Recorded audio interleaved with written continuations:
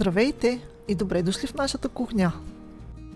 Днешната рецепта за усукан тутманик е абсолютна класика. Получава се много мекичък отвътре и с прекрасна хрупкава коричка отгоре.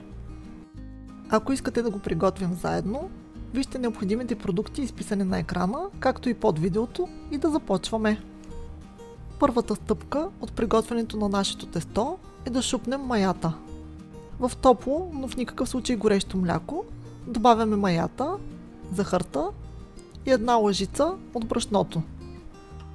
Разбъркваме добре, след което оставяме за 10 до 15 минутки, докато маята шупне. Добре е брашното да е пресято, за да стане тутманика по-пухкав, така че докато чакам маята, си го пресявам. Яйцата съм изкарала от хладилника предварително, за да не са студени, когато започна да меся. Ето и целият процес по шупването на маята, събран само в няколко секунди. За да замеся тестото, аз ще използвам планетарен миксер, но може да го замесите на ръка или ако имате машина за хляб, също ще се получи страхотно тесто. В средата на пресятото брашно правим кладенче, в което добавяме шупналата мая и яйцата.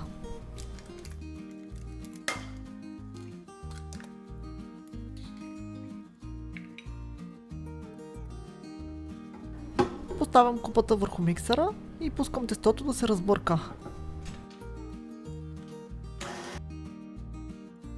Веднага, след като маята и брашното се смесят, добавям солта.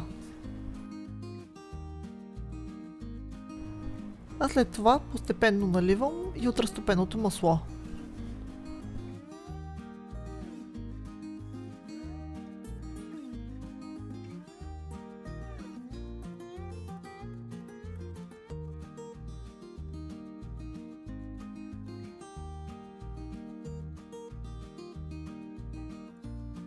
Пропорциите в тази рецепта са изключително точни и тестото абсолютно всеки път се получава разкошно, много мекичко, много гладичко и тутманика накрая е прекрасен.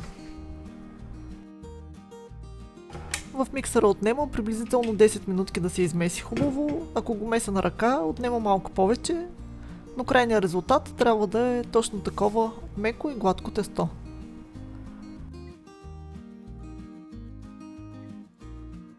Оформям го добре на топка, след което го поставям в добре намазнена купа за приблизително 1 час, докато удвои обема си. Втасването на тестото ще зависи от температурата в стаята, така че ако е по-топло, може да втаса и по-бързо.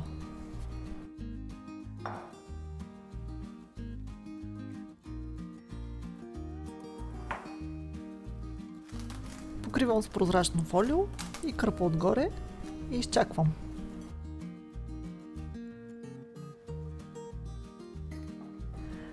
И ето го тестото, час по-късно, надигнало се страхотно, абсолютно е удвоило обема си, много е въздушно, така че можем да пристъпим към неговото оформяне.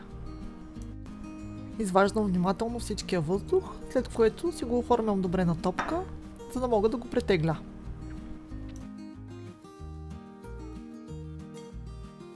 Тежи приблизително 1400 грама, така че го разделяме на 5 равни части по 280 грама. Всяка част след това си оформям на топче, преди да започна да ги разточвам. И 5 топки са готови, така че мога да пристъпя към разточване. Набръснявам си леко плота, преди да започна.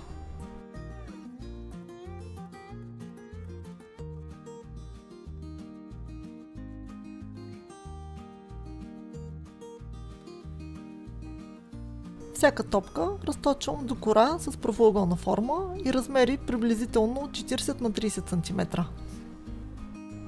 Ето така изглежда, когато е готова. Дебела е само няколко милиметра. Отмествам си я на страна и продължавам по същия начин с останалите топки.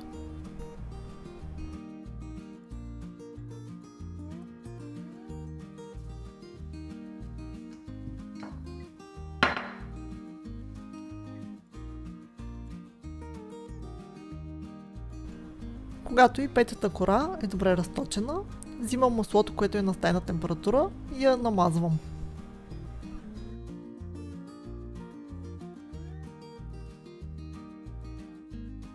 Намазвам с маслото добре и навсякъде на съвсем тънък слой, след което пристъпвам към поръсването с сирене.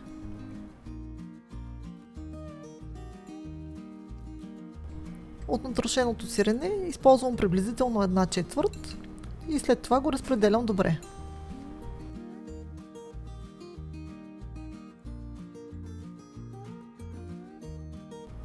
Когато съм готова, си взимам следващата разточена кора, поставям я върху тази, която вече е намаслена и с сирене и по абсолютно същия начин си я намазвам, след което я поръсвам.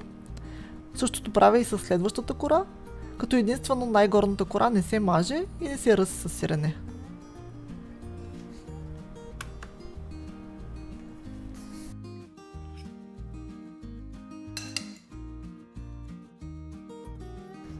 Маслото за намазване, което си бях приготвила, е 110 грама, аз използвах приблизително 80 грама от него.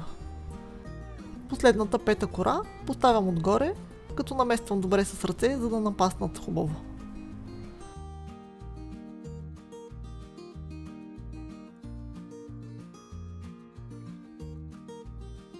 След което всичките, както са заедно, ги разточвам леко с точилката.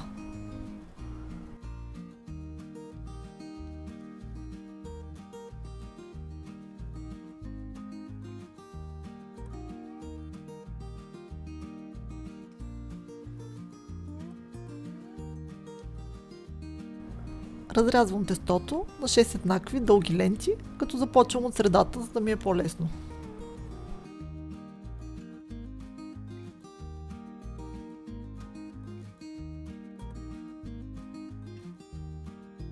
За да изпека тутманика, съм приготвила тава с диаметър 35 см, предварително послана с хартия за печене. Ако не използвате хартия за печене, тавата трябва да бъде намазнена. И така, започвам усукването на първата лента, ето по този начин. Усуквам едновременно и от двата противоположни края. След което пренасям в тавата и започвайки от средата, навивам в кръг.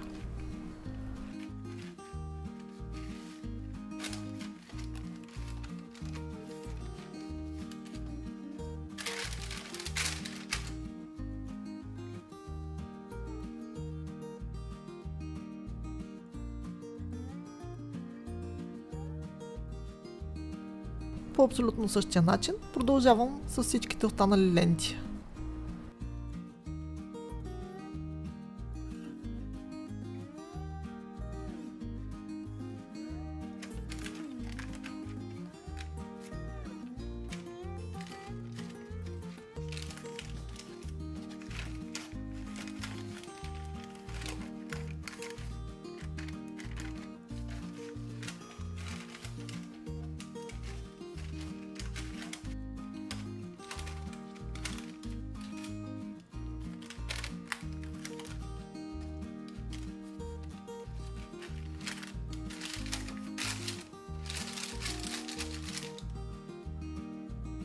Ето така изглежда, когато е готова и оформена.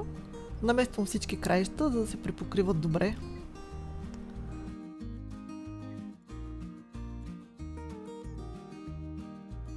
Покривам готовия тутманик с фолио, а след това и с кърпа и оставам отново за приблизително 45 минутки, докато удвои обема си.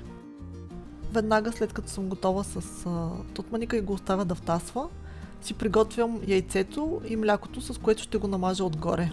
Задължително ми е те да са на стайна температура, защото ако са студени, току-що извадени от хладилника и ги намажете върху току-що втасалия тутманик, той ще се спуши.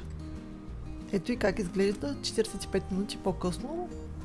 Изпълнила е цялата тава, изглежда прекрасно и е готов да го намажем, след което да го сложим да се пече. Печенето е в предварително загрята фурна на 180 градуса Целзий за приблизително 1 час. Имайте предвид, че всяка фурна пече различно, така че последните няколко минутки задължително си го наблюдавайте, за да не изгори.